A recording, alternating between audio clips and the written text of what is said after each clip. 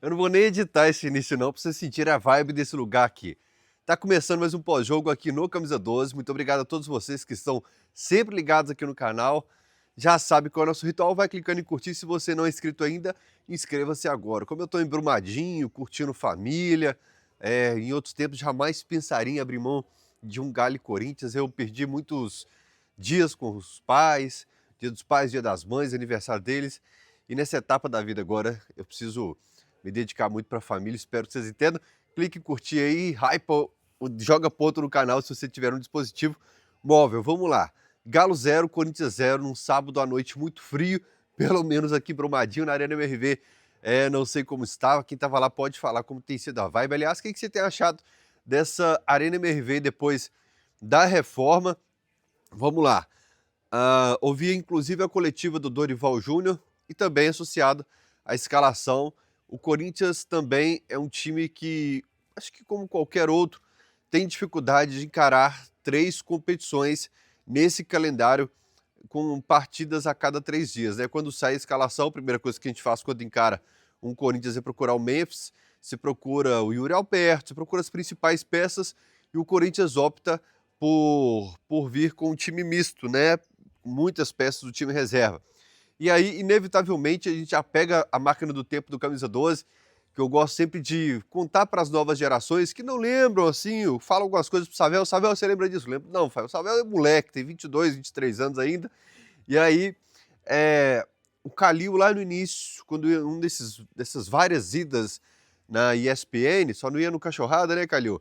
E aí o Calil falava, se Flamengo e Corinthians se organizarem, eles dominam o futebol brasileiro. O Flamengo de 2019 para cá, período em que Jorge Jesus chegou lá, ele realmente começa aí um ano em que o ano dele é ruim, ele ganha uma Copa do Brasil. E o Corinthians não conseguiu essa organização institucional. O Corinthians poderia sim ter um time também muito forte para disputar 3 competições, ou pelo menos ter um nível maior. Mas você está falando que um time não tem um nível, você não ganhou desse time reserva. E é sobre isso que eu queria começar falando pós-jogo. Vamos pegar como referência o Galo 2024, o Galo do Milito. O Galo do Milito disputa o brasileiro com várias e várias rodadas de time reserva, né? Que a gente chama, no futebol, a gente tem os amigos do fulano. No ano passado a gente citava os amigos do Cadu. Eu não vou citar o Atlético Goianiense que ganhou da gente, não vou citar esses jogos em que a gente usou o time reserva e times bem fracos, até o Atlético Goianiense foi rebaixado, eles venceram o Atlético. Vamos pegar assim, um time grande, das grandes forças do futebol, inclusive era o atual campeão da Libertadores, o Fluminense, como referência. Quando nos enfrentou no Campeonato Brasileiro, ali no Mineirão, e ele ganha de 2-0, 2-1, 2-0, um erro do Fux no meio, inclusive, e essas equipes aproveitaram que o Galo utilizava esse time misto, esse time reserva do Campeonato Brasileiro, e eles conseguiu suas vitórias, até mesmo as equipes lá de trás, da parte de baixo da tabela. E o atleticano, ele tem, eu falo de problemas crônicos do Atlético, ele tem essa sensação de Robin Hood, né? O jogo que você imagina que ele não vai ganhar, ou pelo menos que será muito difícil, olha, se empatar hoje, por exemplo, o Botafogo no brasileiro, campeão da Libertadores, você vai lá e ganha. Vem o Fluminense, você vai lá e ganha. Aí você pega o Corinthians todo desfalcado, que tá com a cabeça, tá cansado de uma Copa do Brasil, de uma Sul-Americana, tá com a cabeça na outra competição. O Atlético tem uma atuação, não para você lamentar, não só que não conseguiu os 3 pontos, mas também que você teve uma atuação limitada e parte desse jogo você não conseguiu sequer propor o jogo dentro da sua casa, com estádio com um bom público. E nos passa a sensação que era uma continuidade do Atlético e Cruzeiro, primeiro tempo na Arena MRV. Eu preciso falar numa ordem cronológica, eu vou falar das boas oportunidades que o Galo teve, do segundo tempo de mais equilíbrio, mas o pós-jogo eu preciso contar de uma forma cronológica, porque o atleticano, não aquele atleticano que distorce a realidade, que quer defender a qualquer custo, mas o atleticano que assiste o jogo, o atleticano que torce pelo Galo, ele sim ficou preocupado com aquele primeiro tempo, porque parecia uma continuidade do clássico. Parecia que o Atlético tinha ganhado um jogo de ida de uma competição por 2-3-0 e apenas queria jogar a bola para frente para segurar o placar. Então, se você pega Atlético Cruzeiro, encerra a partida e numa edição de vídeo coloca o primeiro tempo de Galo e Corinthians, você tem essa sensação que Galo e Cruzeiro continuou na Arena MRV ontem, com o Galo com um futebol pobre, sem criação, sem conseguir colocar a bola no chão, e você tendo peças como Scarpa, Alan Franco, Lianco, Alonso no time, Rubens, quem que estava lá na frente? Já citei Scarpa, Rony, Hulk, que eu não citei ainda. Você tem totais condições de, em determinado momento, fazer uma jogada trabalhada, fazer uma troca de passe de 8, uma jogada inteligente do que não está, o que não está funcionando nesse momento. O que eu preciso fazer? Eu preciso trabalhar um pouco mais as laterais, eu preciso ir por dentro. Quem que eu preciso baixar para começar a construir esse jogo? Como que eu vou, já que eu estou com dificuldade, o Corinthians vem marcar minha saída de bola aqui, eu estou com dificuldade, o que eu vou fazer a partir daqui? Porque o Alonso entregar para o Everson e o Everson chutar lá para frente não está dando certo. Então como que eu posso desatar esse nó? O que eu posso fazer de diferente aqui? Eu acho que a gente tem material que nos permite sair desse momento. Então você tem 2 tempos contra o Cruzeiro, um tempo contra o Corinthians e um tempo contra o Maringá, que apesar da vitória de 1-0 o gol do Rubens, é meio óbvio, gente, mas tem gente que, repito, distorce a realidade. Mas ganhou de 4-0. Mas aquele primeiro tempo nos preocupou. Os 2 tempos contra o Cruzeiro foram pobres nessa proposta de colocar a bola no chão. O primeiro tempo contra o Corinthians foi pobre. E eu cobro porque eu sei que não é por crítica, olha, que esses jogadores horríveis, não, é por confiar que eles podem entregar mais. E quando eu cito o time, eu estou também cobrando não só dos jogadores, mas também do Cuca nesse momento, né? Nesses 4 tempos davam a sensação de campeonato mineiro, de você, quando enfrenta as equipes mais frágeis do campeonato mineiro, que elas vêm para segurar o placar o tempo todo, que não estão a fim de propor futebol, que se não houver futebol ali para elas fechariam um empate naquele momento. Eu lembro até quando eu olhei no relógio, 14 minutos do primeiro tempo, eu falei, cara, vou até tentar memorizar essa minutagem, porque o Corinthians é quem tinha jogado futebol na Arena MRV ainda. Num jogo em que de repente você está... o futebol ele é muito mental, né? Então você está usando peças do time reserva, você dá uma baixada de ritmo, está na casa do adversário, você respeita, vamos no sapatinho um pouco mais.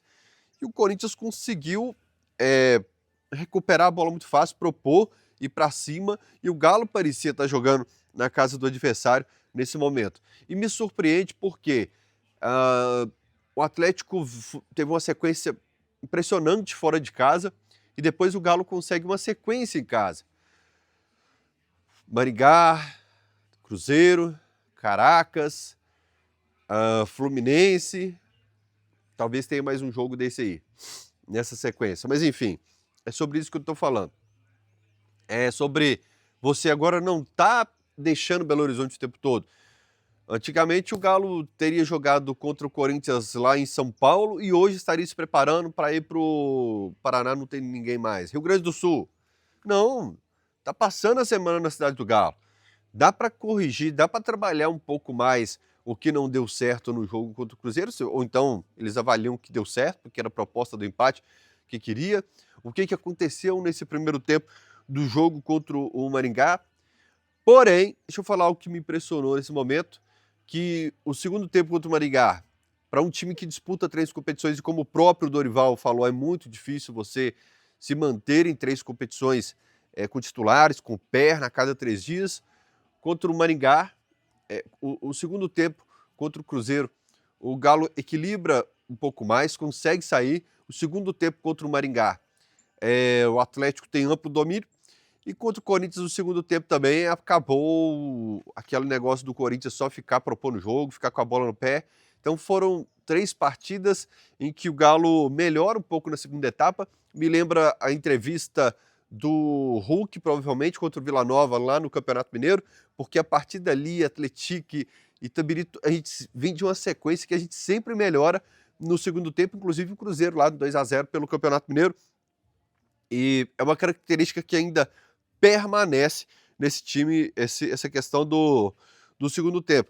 E além quando o Galo chutava essa bola, não dava em nada, o Corinthians recuperava, o Galo chutava para frente, não é ligação direta, não venha com esse papo.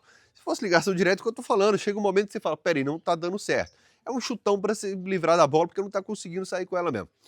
E aí, quando você acertava que alguém estava com a bola, por exemplo, teve um lance na lateral que o Hulk erra algo meio básico, meio óbvio. O Scarpa erra um passe curto, o Atlético vinha errando coisa boba, cara. Você fala, é nessa parte que eu tô falando, nós temos material humano para propor algo melhor.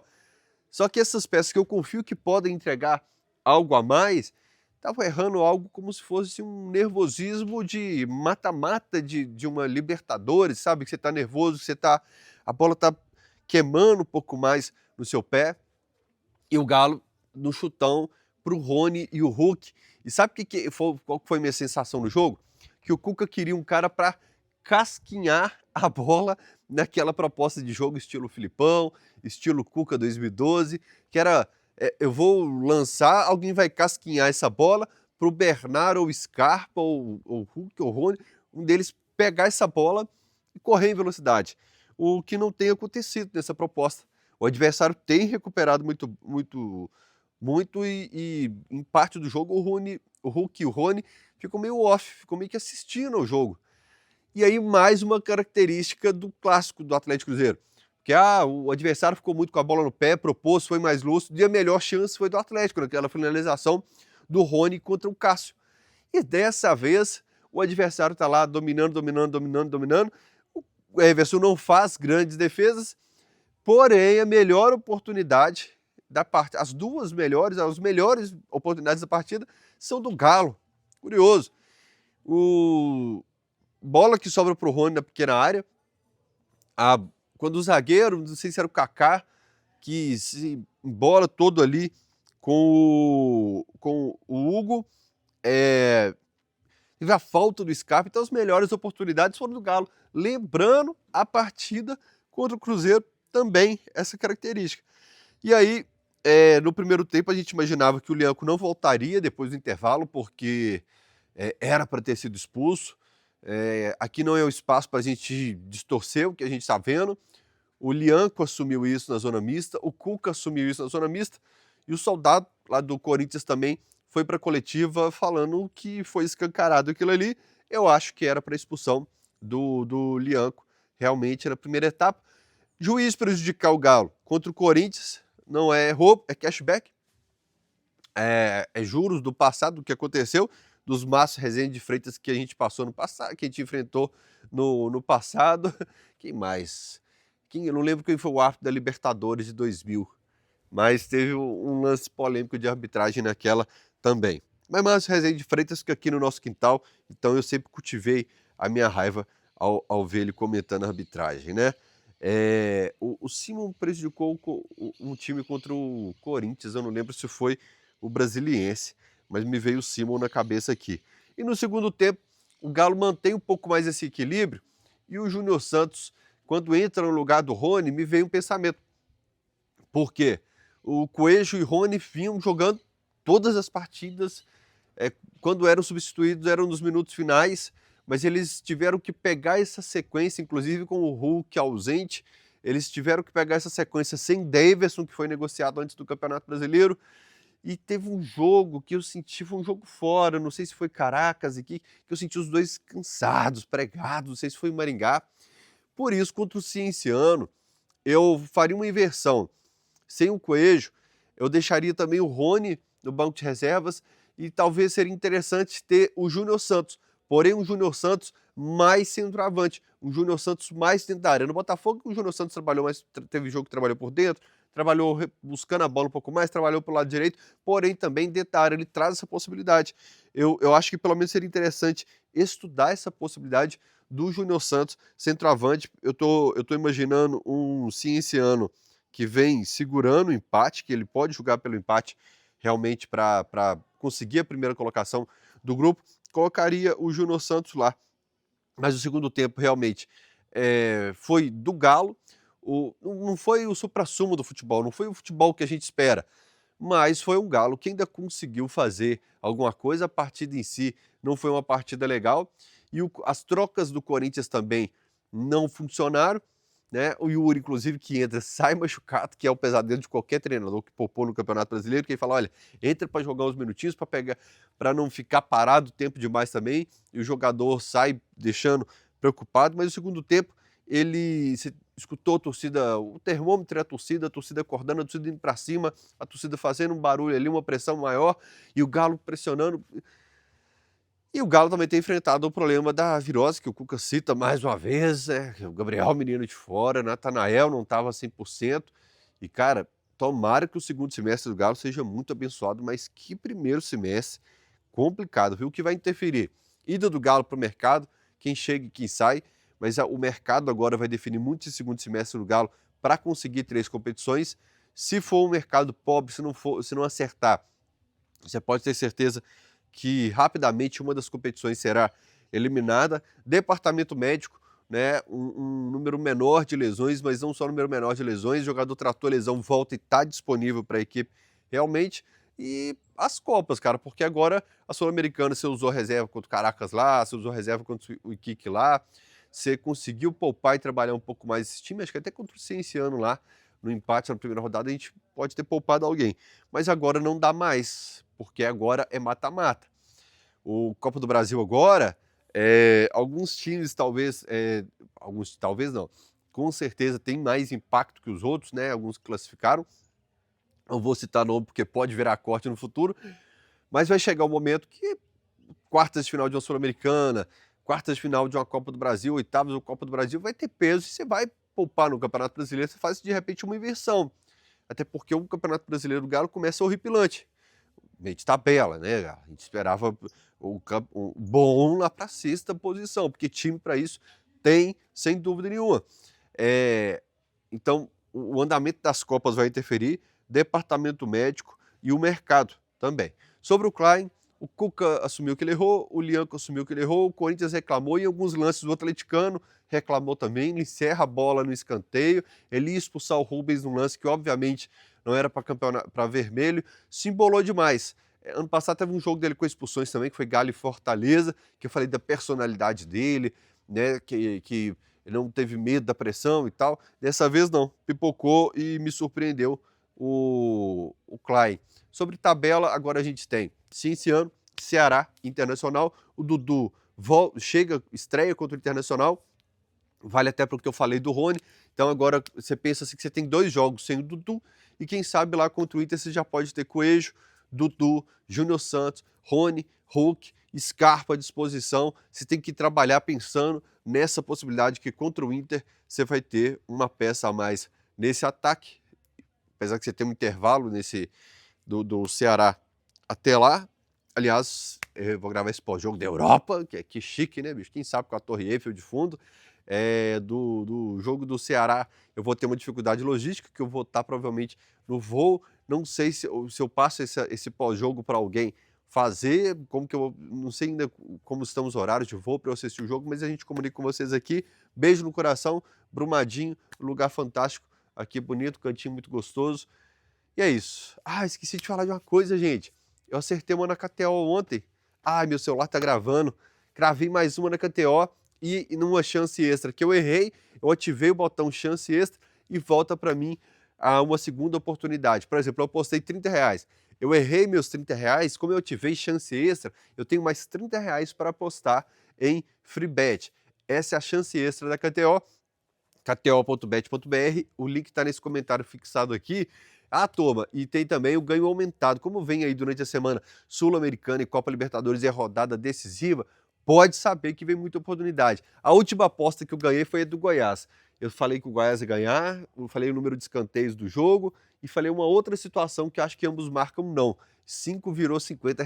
Então eu mitei nessa rodada lá na KTO, kto.bet.br. Eu vou andar calmamente aqui para dar um stop, torcendo para o sol não ter fritado meu celular nessa gravação.